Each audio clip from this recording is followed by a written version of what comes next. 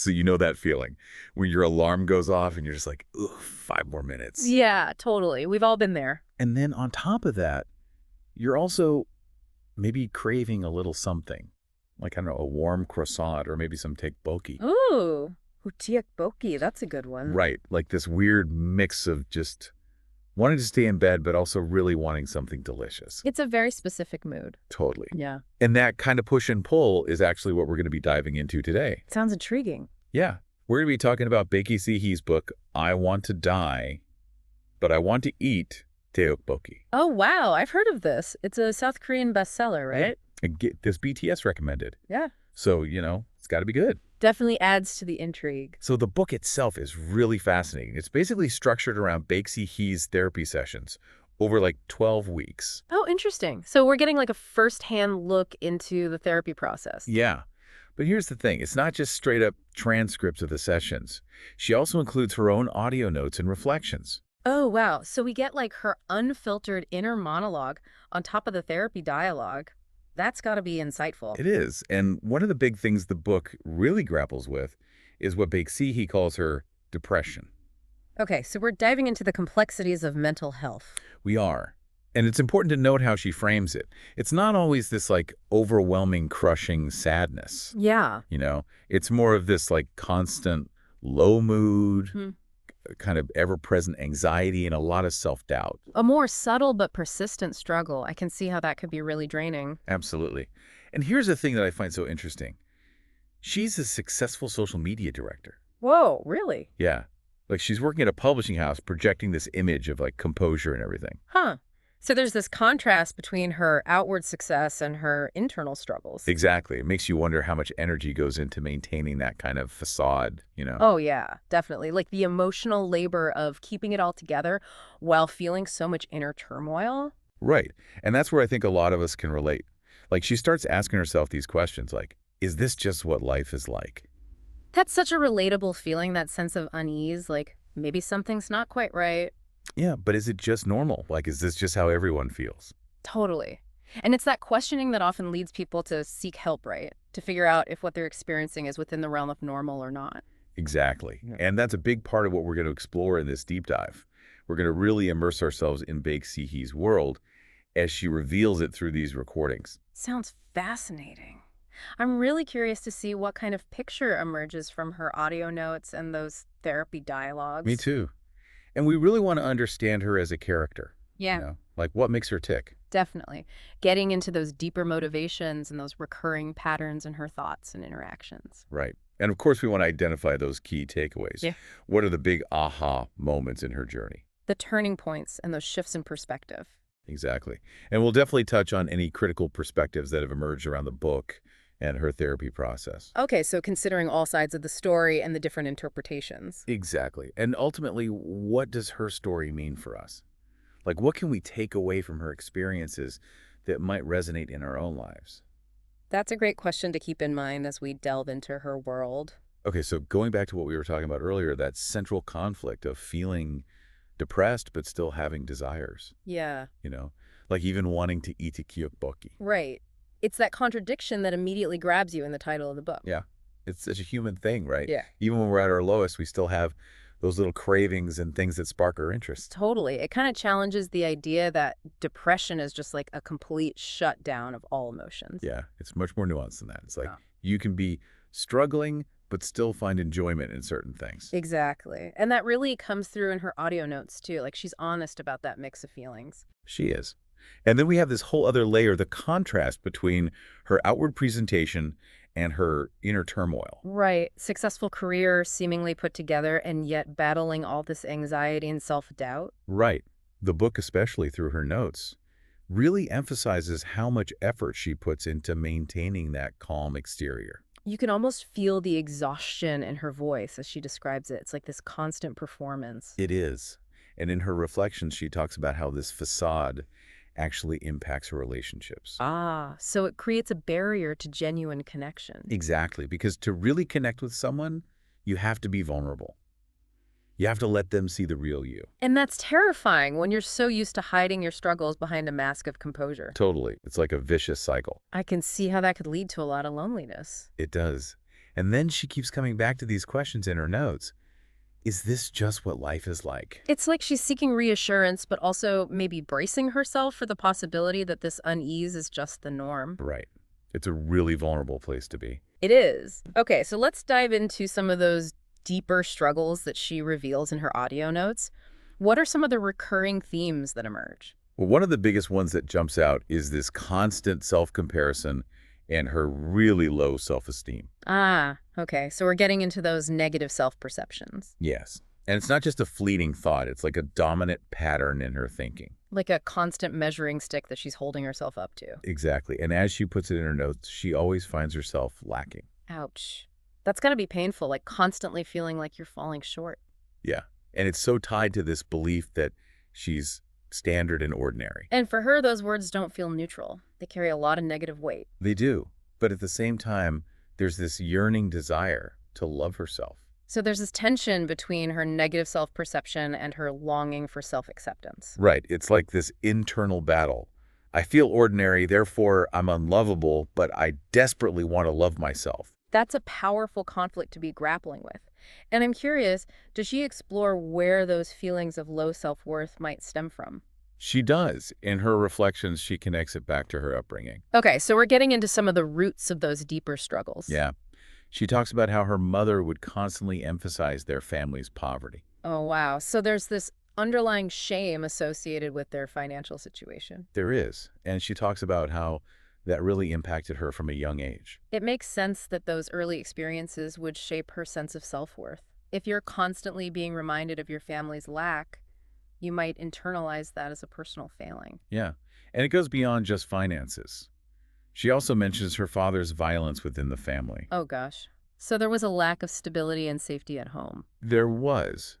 She describes her childhood as being pretty unstable and marked by a lot of fear. That's really heavy stuff. It's not surprising that those experiences would leave a lasting impact. Right. And then there's her relationship with her older sister, which she describes as being full of conditional love. So not exactly the supportive, nurturing sibling bond you might hope for. Not really. She talks about being mocked and humiliated for things like her grades or her weight. Wow, that's rough. It seems like there was a lot of judgment and criticism coming from her sister. Yeah, and there was this element of manipulation, too. Her sister would use material possessions to kind of control her and her younger sister. So a lot of complex family dynamics at play contributing to those feelings of low self-worth. Definitely. And it's interesting because she also brings up this recurring desire to be special. Ah, so like a longing to escape that feeling of being ordinary. Exactly. It's like this deep-seated yearning to stand out, to be seen as something more. I can see how that might be a way of seeking validation and feeling worthy. Like Yeah. if you're special, you're deserving of love and attention. Right. And then she has this kind of meta-realization about that desire. The fact that wanting to be special is actually a very common human feeling. Oh, wow. So it makes her feel even more ordinary. It's like a catch-22. It is. It's such a fascinating insight into the paradoxical nature of her internal struggles. Okay, so we've got this foundation of low self-esteem rooted in her upbringing. What other themes emerge from her audio notes and reflections? Well, another big one is her perfectionism and these incredibly high standards she sets for herself. Interesting.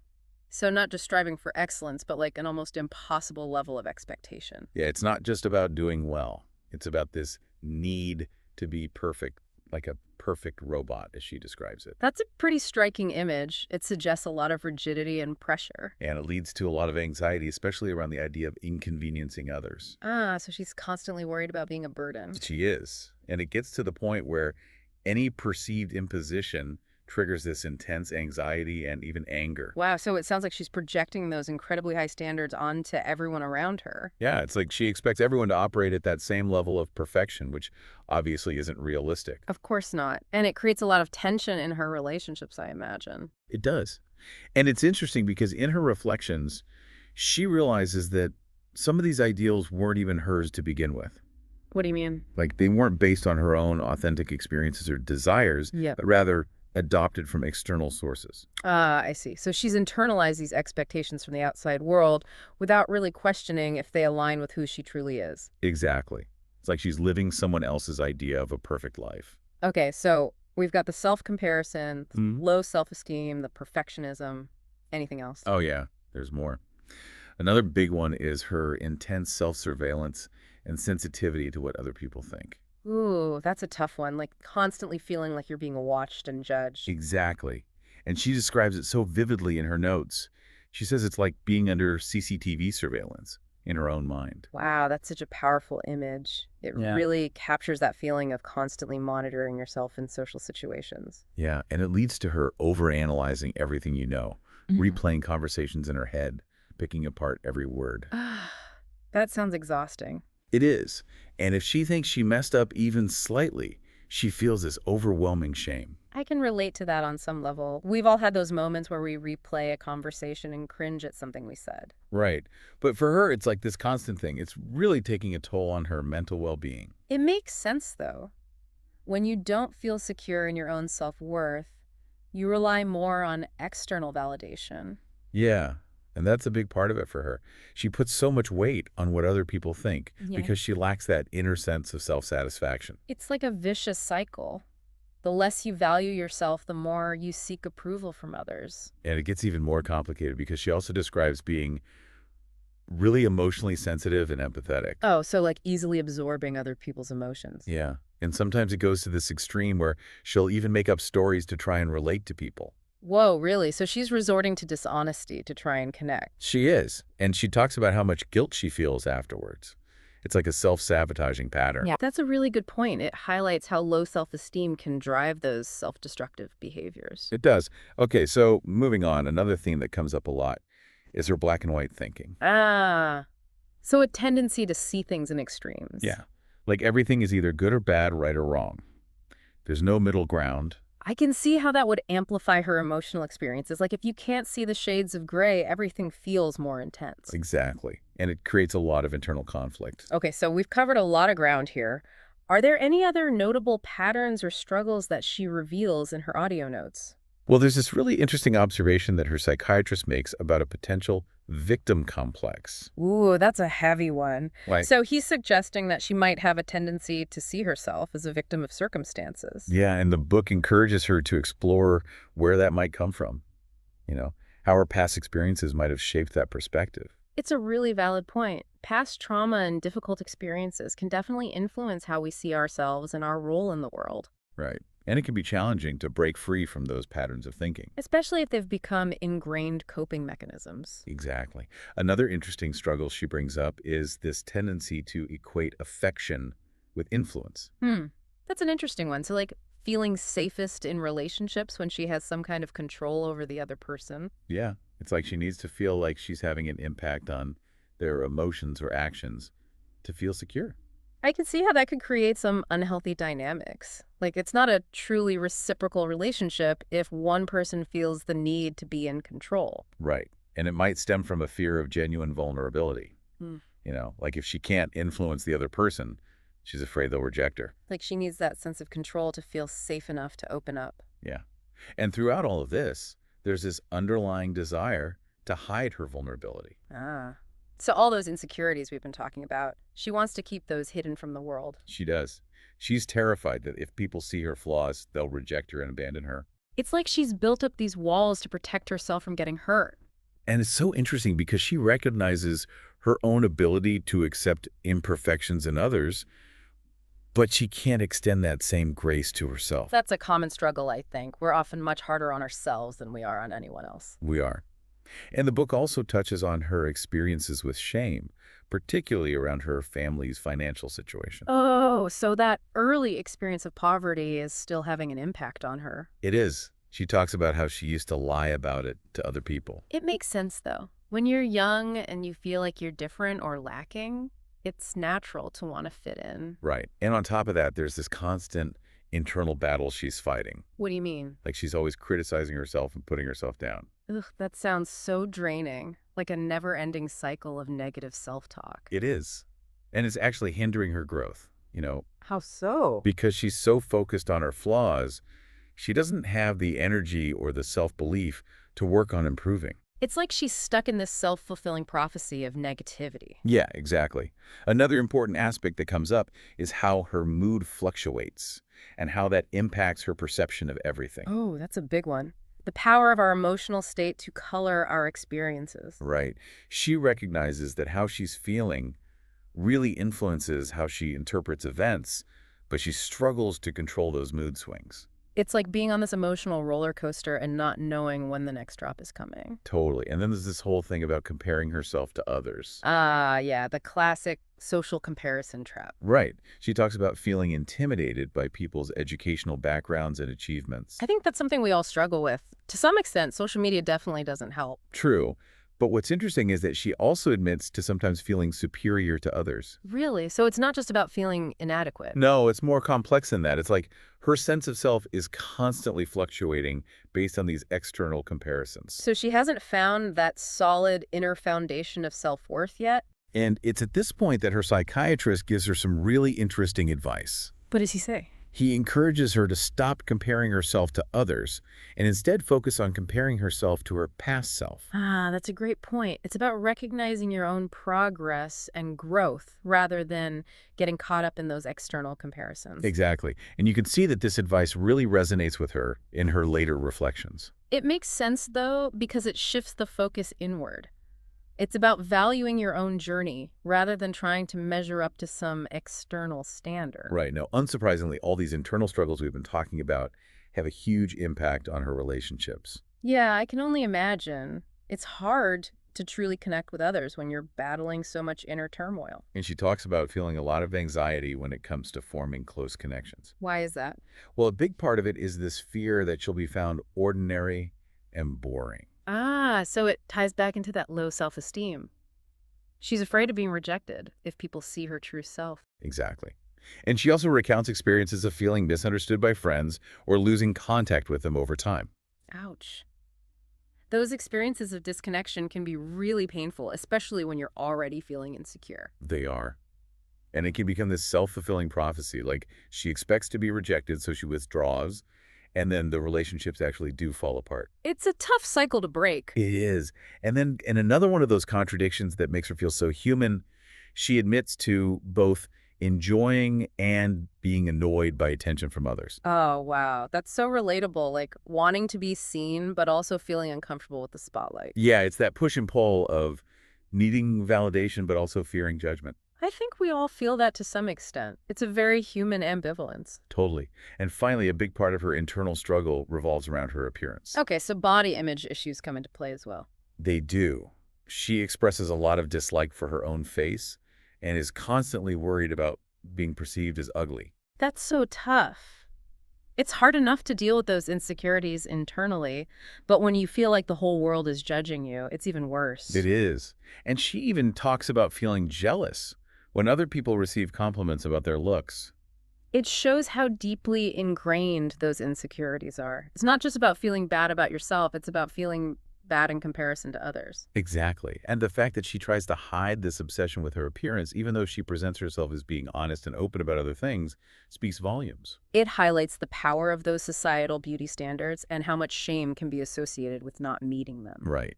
And it also speaks to this overarching theme that comes up a lot in her audio notes, the presence of contradictory feelings and behaviors. Oh, that's interesting. So like feeling opposing things at the same time. Yeah. She talks about feeling happy and empty simultaneously, for example. Wow, that's a powerful image. It really captures the complexity of human emotion. It does. And she also struggles with her own hypocrisy. Like feeling one way but acting another. Yeah.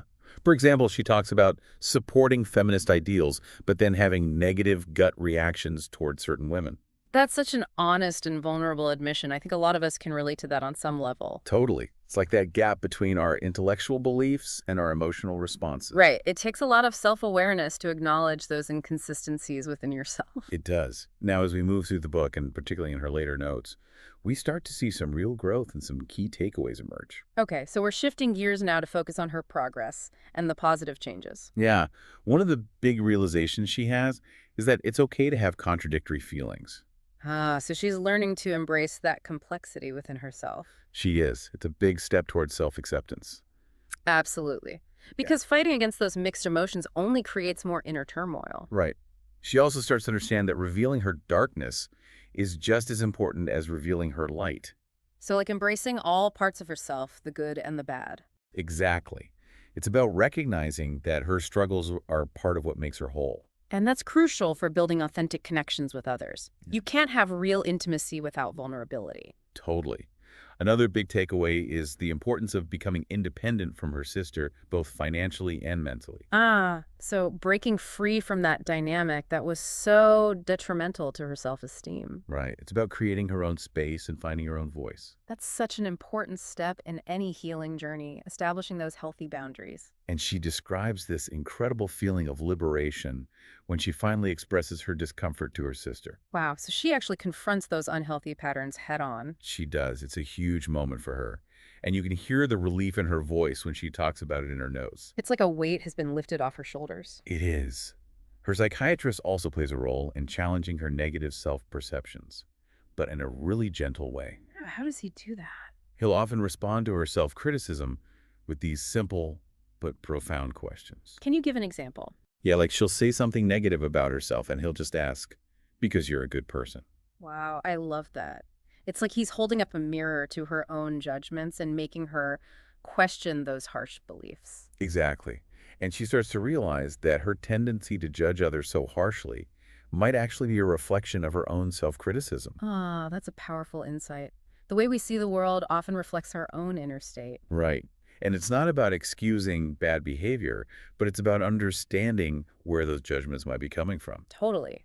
It's about developing more compassion both for ourselves and for others. She also starts to see the possibility of letting go of past negative experiences. So like moving on from those old hurts and not letting them define her. Exactly. It's a huge shift from feeling trapped by the past to envisioning a future where she's free from its grip. That's a really hopeful perspective. It is. And she has this other really powerful realization that everything you ever wanted might not actually be what you truly desire. So like questioning those goals and aspirations that might not be truly aligned with her authentic self. Right. It's about shifting the focus from external validation to internal fulfillment. And that's such an important distinction because true happiness comes from living a life that's true to who you are. It does. She also starts to praise her younger self for making independent decisions, even if those decisions weren't always perfect. Oh, wow. So she's extending compassion to her past self. She is. It's about recognizing her own strength and resilience, even in the face of difficult circumstances. That's a beautiful act of self-love. It is. She comes to this really important understanding that she doesn't need to fix being ordinary. So like letting go of that need to be special and embracing her authentic self. Yeah. It's about finding peace in who she is right now, rather than constantly striving for something more. I love that. It's such a liberating message, like you are enough just as you are. Right. And she actually finds a new friend who shares that same feeling of being ordinary. Oh, that's so sweet. It's like finding your tribe, those people who get you on a deeper level. Yeah. And it highlights the power of vulnerability and shared experience in building meaningful connections. Absolutely. When you can be your true self with someone without judgment, it creates such a strong bond. It does. Another big step for her is recognizing her own oversensitivity and how that impacts her interactions with others. So developing self-awareness around those emotional triggers. Exactly. It's about understanding how her heightened reactivity might be coloring her experiences. That's a huge step towards managing those emotions more effectively and building healthier relationships. It is. And she also learns to advocate for her own feelings, So speaking up for herself and not suppressing her needs. Yeah. It's about sharing her emotions honestly, even when it's uncomfortable. And that takes a lot of courage, especially if you're used to people-pleasing or avoiding conflict. It does. But it's so important for establishing healthy boundaries and having your needs met in relationships. Absolutely. And in another interesting twist, she also starts to see the value of rationalizing as a defense mechanism. Really. So like using logic to kind of distance herself from painful emotions. Yeah, it can be a way of coping with difficult situations, at least in the short term. Right. But she also recognizes that it's important to eventually process those emotions fully for true healing to occur. Exactly. It's about finding that balance between protecting yourself and also allowing yourself to feel those deeper emotions. And she comes to this beautiful understanding of the cyclical nature of life, Like recognizing that there will always be ups and downs. Yeah. And that self-love is essential in both the good times and the bad. That's such an important reminder. We tend to be kinder to ourselves when things are going well, but it's in those moments of struggle that we need self-compassion the most. Totally. She also connects the dots between her own low self-esteem and her tendency to be critical of others. Ah, so she's recognizing how her own insecurities might be manifesting in those negative behaviors. Yeah. And she expresses a genuine desire to break that cycle. That's a really important step. It's about taking responsibility for your actions and striving to be a better person. Exactly. And she has this really profound realization that light and darkness, happiness and unhappiness, aren't opposites, but rather parts of the same whole. Wow, that's beautiful. It's about embracing the full spectrum of human experience. It is. And she starts to actively practice shifting her perspective, focusing more on the positive aspects of her life. So, like, intentionally cultivating a more hopeful outlook. Yeah. It's not about ignoring the negative, but it's about choosing to focus on the good. That can make a huge difference in your overall well-being. It's Yeah. about training your mind to see the good, even amidst the challenges. And she acknowledges that becoming a better person is an ongoing process. Right, it's not a destination, it's a journey. Exactly. It's about constantly striving to grow and evolve, but also being kind to yourself along the way. That's so important. It's about progress, not perfection. And she finds a lot of solace and joy in acts of togetherness and altruism. Oh, that's wonderful. So, like, connecting with others and giving back to her community. Yeah. It's like she's finding meaning and purpose beyond her own individual struggles. That's so powerful. It's a reminder that we're not alone in this world and that helping others can actually help ourselves too. And finally, she identifies what she calls her one real talent, which is putting other people down. Ouch, that's a tough one to admit. It is. But the important thing is that she wants to change it. So she's recognizing that negative pattern and taking steps to break free from it. Exactly. It's another sign of her growth and her commitment to being a better person. I'm curious, did she ever touch on the topic of suicide, given the title of the book? She did, actually. The book mentions this concept of free death from the work of another author. Oh, interesting. What's that about? It's basically about reframing the way we think about suicide and the grieving process. Wow, that's pretty heavy stuff. So the book isn't shying away from those difficult conversations. Not at all. And it prompts Baek Sehee to reflect on her own thoughts about death and societal views on the topic. It's interesting how she weaves those bigger philosophical questions into her personal narrative. It is. And Yeah. ultimately, as her journey unfolds, she comes to place a much higher value on her own unique self. Ah, so that self-love is finally starting to blossom. Yeah, she even refers to herself as someone I need to take care of for the rest of my life. That's such a beautiful statement. It speaks to a profound shift in her self-perception. It does. Now, it's worth noting that not everyone loved the book. There have been some critical perspectives as well. Oh, really? What kind of criticisms did people have? Well, some felt like it was more of a raw transcript of therapy sessions than a polished memoir. I can see that. It's a very specific format, and it might not appeal to everyone. Right. And there were some criticisms of the psychiatrist himself. Like questioning his competence or his approach? Yeah. Some people felt like his advice was questionable or that he didn't probe deeply enough into her issues. It's interesting how people's perceptions of therapy can vary so widely. What one person finds helpful, another might find ineffective. Totally. And some people also felt like the book lacked depth in terms of exploring Baek Sehee's internal world. So they wanted more introspection beyond just the dialogue from the therapy session. Yeah, they wanted more of her personal narrative and reflections outside of that context. I can understand that. Memoirs are often about creating a deep connection with the author's inner world. Right. And some felt like the therapy sessions themselves were kind of unproductive and lacking direction. So they didn't feel like she was making significant progress. Yeah. Some people questioned whether she was even getting the right treatment. It's hard to say without knowing the full context, but I can see how those concerns might arise. And there were also concerns about potential misdiagnosis and how her medication was managed. That's a valid point. Those are really important aspects of mental health care.